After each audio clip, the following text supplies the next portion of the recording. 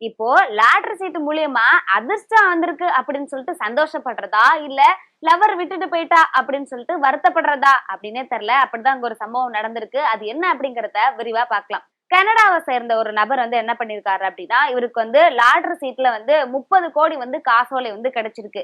இவரோட பேர் என்ன அப்படின்னா லோரன்ஸ் கேமல் அப்படின்னு சொல்லிட்டு இவர் கனடால இருக்காரு.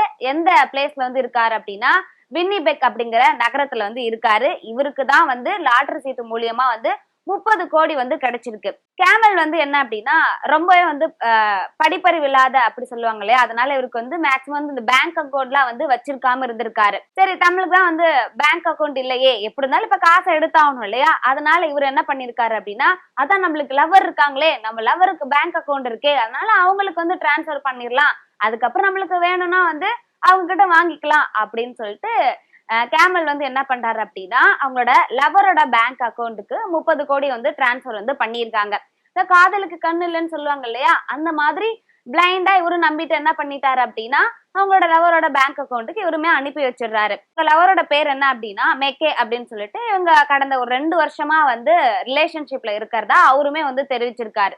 அந்த பேங்க் அக்கௌண்ட்ல வந்து 30 கோடி வந்து அனுப்பிச்சாரு இல்லையா, அந்த கார்டை வந்து அவரோட இன்ஸ்டாகிராம் பேஜ்லயுமே வந்து போட்டிருக்காரு. அவங்களோட காதலியோட சேர்ந்து வந்து எனக்கு 30 கோடி வந்து அதிர்ஷ்டம் அடிச்சிருக்கு, அது வந்து தன்னோட காதலியோட பேங்க் அக்கௌண்ட்ல வந்து நான் போடுறேன் அப்படின்னு சொல்லிட்டு போட்டோ போட்டு ரொம்ப சந்தோஷமா தான் இருந்தாரு. இப்ப அது வந்து மேட்ரு கிடையாது. என்ன ஆயிடுச்சு அப்படின்னா 30 கோடி கிடைச்சது, ஆனா அந்த சந்தோஷம் ரொம்ப நாள் வந்து நீடிச்சுதா அப்படின்னு கிடைச்சா கண்டிப்பா கிடையாது.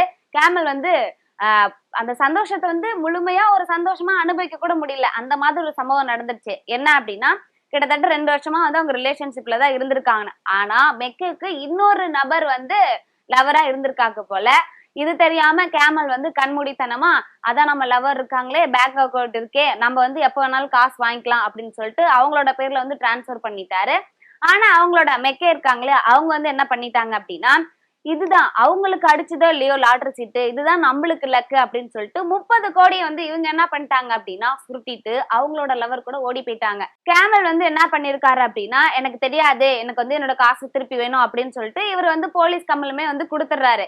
இந்த கேஸ வந்து விசாரிச்சு பார்த்துட்டு இப்போ கேமல் தரப்புல வந்து ஒரு வழக்கறிஞர் இருப்பார் இல்லையா, அவர் வந்து என்ன சொல்லியிருக்காரு அப்படின்னா என்னோட வாழ்க்கையில முதலையா இப்படி ஒரு விஷயத்த நான் வந்து ஹேண்டில் பண்றேன், எனக்கே இது கொஞ்சம் விசித்திரமா தான் இருக்கு அப்படிங்கிற மாதிரி அவருமே வந்து சொல்லியிருக்காரு.